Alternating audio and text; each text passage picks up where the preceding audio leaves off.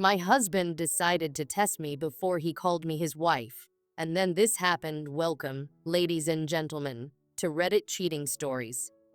Sometimes we make choices thinking they're harmless fun, but occasionally, what seems like innocent enjoyment can spiral into our worst nightmares. That's exactly what happened to me. I never saw it coming. No warnings, no signs. Yet, before I knew it, my life had turned upside down.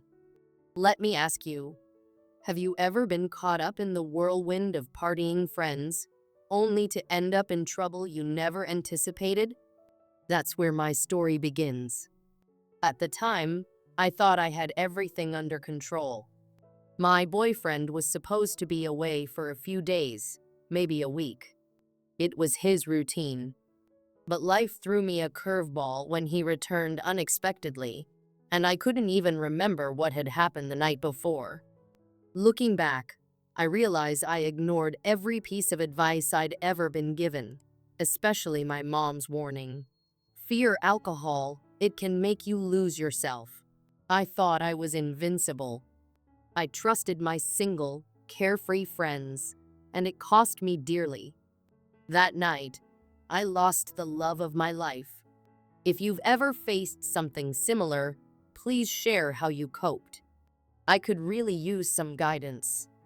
But first, let me take you back to where it all began. How it all started. My boyfriend, Colin, and I met at Howard University a few years ago.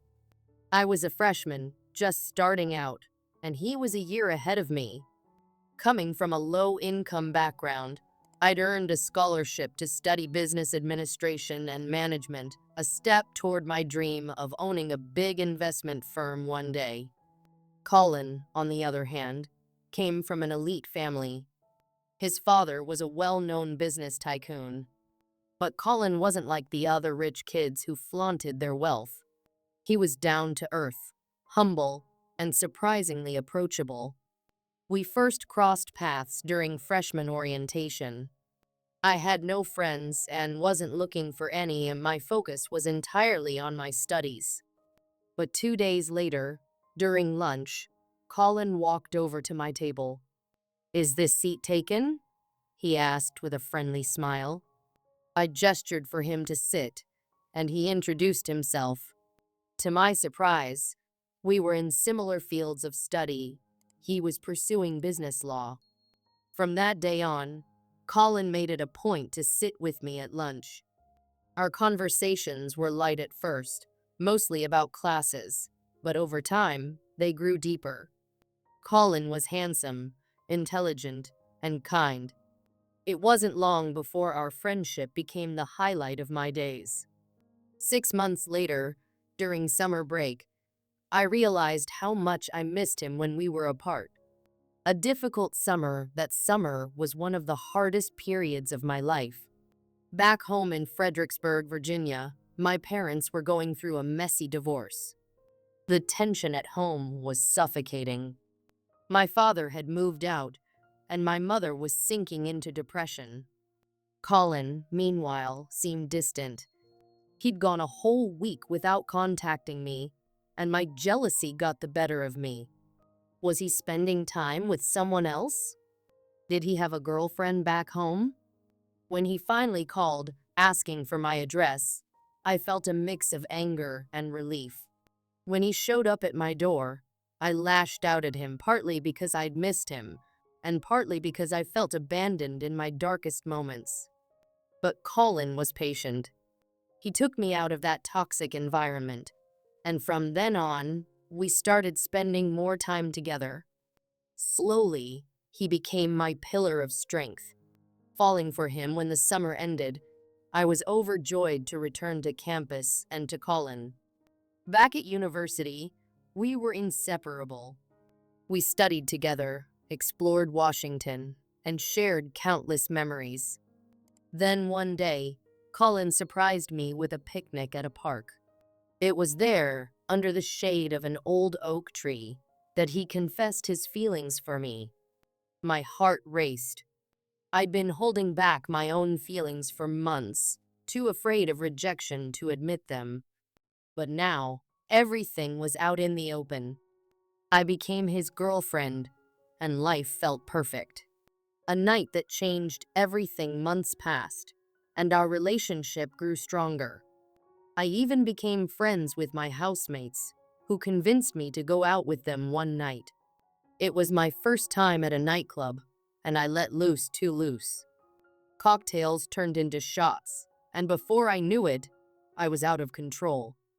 Worse, I'd left my phone at home, so I couldn't respond to Colin's calls or messages. The next day, Colin showed up at my place, furious. He hated the idea of me associating with my housemates, and the argument that followed was intense. I defended myself, saying I needed a life outside of our relationship, but the damage was done. From that night on, cracks began to form in our relationship. Lessons learned looking back. I wish I'd made different choices. Alcohol and peer pressure led me down a path I never wanted to take. If you've ever been in a situation like this, how did you navigate it? How did you rebuild trust and move forward? Stay tuned as I share more of my story in the next episode of Wilfred Stories. Thank you for joining me today, and remember, sometimes the choices we make in the moment can have consequences that last a lifetime. It had been a long time since I last talked to him. I missed him so much. Back then, my days blurred together, dragging me home after work. I distinctly remember it being December. Most families were busy celebrating and preparing for Christmas, but my situation was far from joyful. I didn't even know if it was sunset or sunrise. My home felt suffocatingly depressing. There was nothing to celebrate. My mother had loved my father deeply. For him to replace her with another woman and finalize a divorce shattered her. It left her in pieces, and I was powerless to help. Christmas Day was dull and gloomy. My mom and I planned to spend it alone. I missed having a whole family, but I guess some wishes aren't meant to come true. That day, Colin called and told me to get ready. When I said I wasn't in the mood or state of mind to go out, he threatened to drag me out of my room, half joking, half serious. So, I got up, told my mom I was leaving, and left. It hurt to see her drowning in her sadness, and I wished I could do more for her.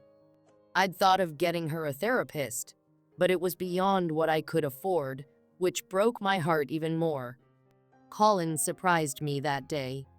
He took me to an elite neighborhood, but I had no idea where we were headed. I trusted him, so I didn't ask questions. To my shock, he'd planned for me to meet his family. My heart raced, and a mix of anger and nerves bubbled inside me. He should have discussed this with me first. But his family was incredibly warm and welcoming. From the kids to the elders, everyone made me feel at home. Their happiness was contagious, and though I appreciated their effort, I couldn't help but feel out of place. They lived comfortably, a stark contrast to my background.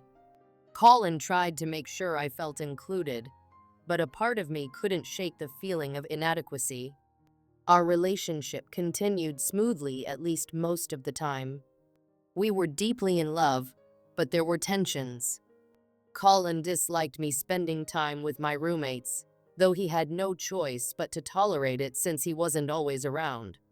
I later found out his father was preparing to retire, and as the eldest son, Colin was expected to take over the family business. His new responsibilities left us with less time together. I missed him terribly, his touch, his kisses, his presence. When I complained, he reassured me that he was working hard for our future.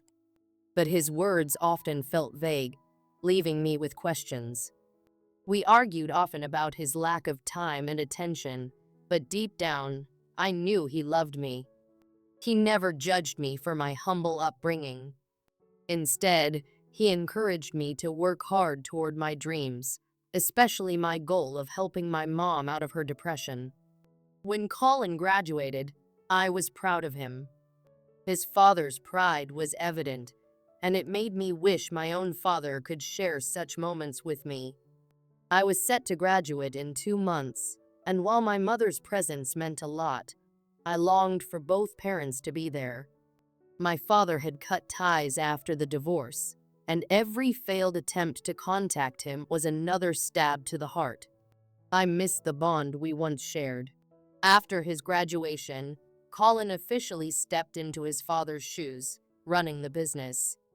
He suggested I move into his apartment, claiming it was safer than my current living situation. But I knew part of the reason was his jealousy over my friendships with my roommates. Colin thought they were a bad influence because they were extroverted and carefree. I didn't understand his insecurities. I was lonely when he wasn't around, and my friends filled that void. As time went on, our relationship became a roller coaster. One moment, he was the loving boyfriend I adored. The next, he'd disappear for business trips that lasted weeks or months. His absences stirred doubts. Why couldn't I accompany him if he was serious about us? The possibility of him having someone else crept into my mind, especially when he missed my graduation. I had supported him through every milestone, yet he wasn't there for mine. The cost of losing love, a reflection despite my efforts to move on with my new job as a financial accountant. The emotional distance between Colin and me grew with each passing day. He had once been my anchor, my partner in everything, but now he was little more than a shadow in my life. His occasional visits and empty apologies felt like sticking plasters on a wound that had long since festered. I sought solace in my friends. I started going out more, accepting invitations to social events I'd usually decline. It wasn't my scene, but it offered a temporary escape from the pain of Colin's absence. It gave me a semblance of normalcy when my heart was anything but. For a while, I almost convinced myself I was fine, but I wasn't. The truth was, I missed him. Even when I knew deep down it was time to let go, I clung to the hope that things could go back to the way they used to be. I tried to end things with Colin more than once. Each time, it felt like tearing a piece of my heart out. Love isn't always enough, I realized, and my patience had worn thin. Living with him, hoping that proximity would reignite what we had, only made things worse. When I finally told him how I felt that I couldn't continue feeling like I was in this relationship alone, he tried to fix things. To his credit, he made an effort. Between his endless business trips, he carved out time for me, tried to rekindle what we'd lost. For a fleeting moment, I thought we could find our way back, but the damage was done.